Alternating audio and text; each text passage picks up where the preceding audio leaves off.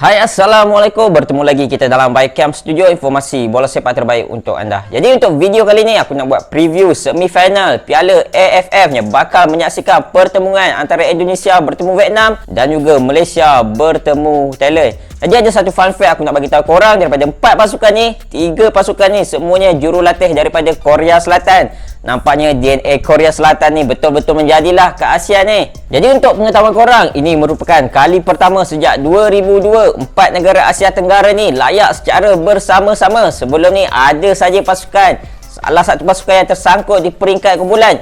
Jadi bagi aku ini merupakan semifinal yang paling ditunggu-tunggulah. Sebab apa? Kalau kita tengok macam mana gairahnya, macam mana fanatiknya fan-fan dari 4 negara ni. Jadi sebelum aku nak teruskan, aku nak update sedikit lah tentang poin FIFA yang 4 negara ni peroleh selepas peringkat kumpulan. Vietnam berjaya menambah 3.35, pasukan Thailand dengan 3.04, Malaysia dengan 4.42 dan juga Indonesia dengan 7.43. Jadi walaupun berada di luar kalender FIFA, namun poin FIFA masih diberi dalam saingan Piala AFF ini. Jadi kita mulakan preview antara pasukan kebangsaan Malaysia bertemu dengan pasukan Thailand. Jadi kalau kita tengok atas kertas, nampaknya sama kuat, sama padan, sama kental, 50-50 lah antara Malaysia bertemu dengan pasukan Thailand ni. Jadi kalau mengikut head to head sepanjang zaman, Malaysia menang 41 perlawanan, Thailand menang 37 perlawanan dan juga kita seri sebanyak 36 kali. Jadi untuk 5 pertemuan terakhir kita menang sebanyak 3 kali dan juga seri 2 kali.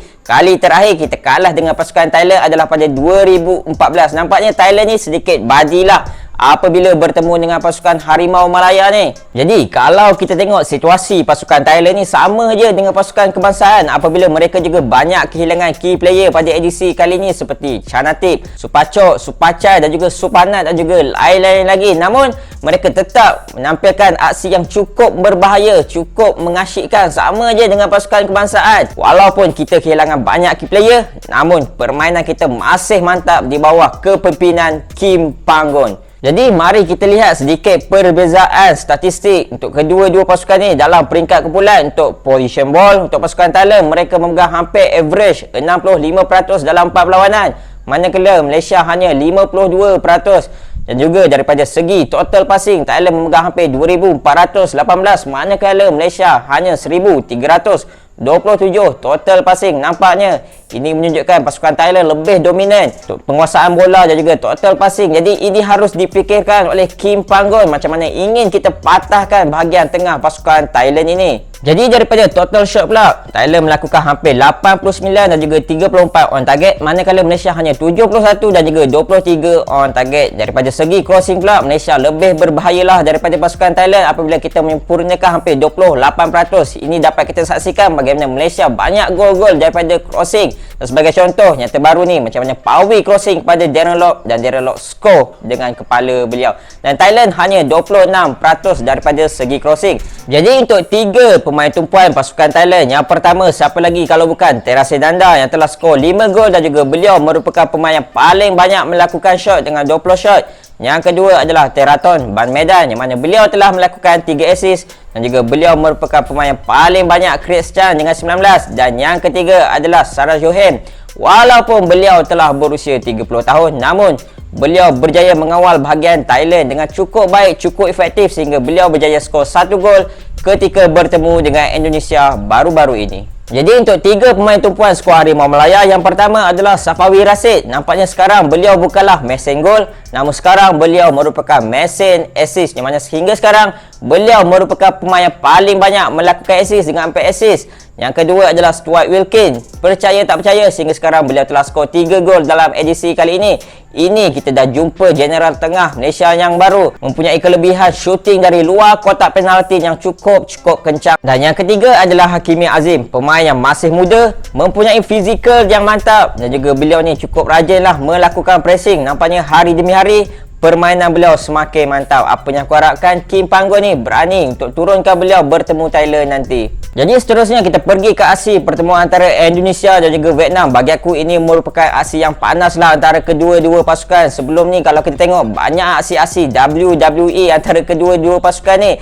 Jadi apa yang aku harapkan, satu ni tak adililah perlawanan ni. Kalau tak memang sukalah crush Vietnam je. Jadi mengikut head to head sepanjang zaman, Indonesia menang sebanyak 8 kali, Vietnam 7 kali, manakala mereka seri sebanyak 12 kali. Jadi untuk 5 pertemuan terakhir, Vietnam menang 2 kali, seri 2 kali dan kali terakhir Indonesia menang adalah pada 2016 dengan skor 2-1 ketika itu.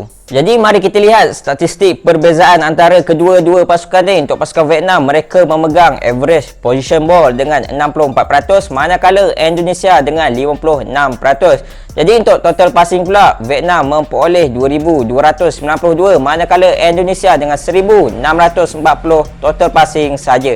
Jadi kat sini kita dapat lihatlah Vietnam ni lebih menguasai position ball, penguasaan bola daripada pasukan Indonesia. Seterusnya untuk shot pula, pasukan Vietnam melakukan hampir 85 dan juga 26 on target, manakala Indonesia 82 dan juga 31 on target. Jadi mengikut percentage shot on target, nampaknya pasukan Indonesia ni lebih berbahayalah daripada pasukan Vietnam. Dan melalui crossing accuracy pula, pasukan Vietnam memperoleh 34%, manakala Indonesia hanya 29%. Jadi untuk 3 pemain tumpuan pasukan Vietnam, yang pertama adalah Nguyen Van Cunhat, yang mana beliau berjaya melakukan 102 total passing dan juga 10 created chances. Dan yang kedua adalah Nguyen Thi Le, striker yang berbahaya, yang mana beliau telah skor 3 gol untuk pasukan Vietnam. Dan yang ketiga adalah Dai Man Do, CB mereka, center back yang cukup kental. Sehingga sekarang beliau berjaya melakukan 11 clearance dan juga 4 kali blocking.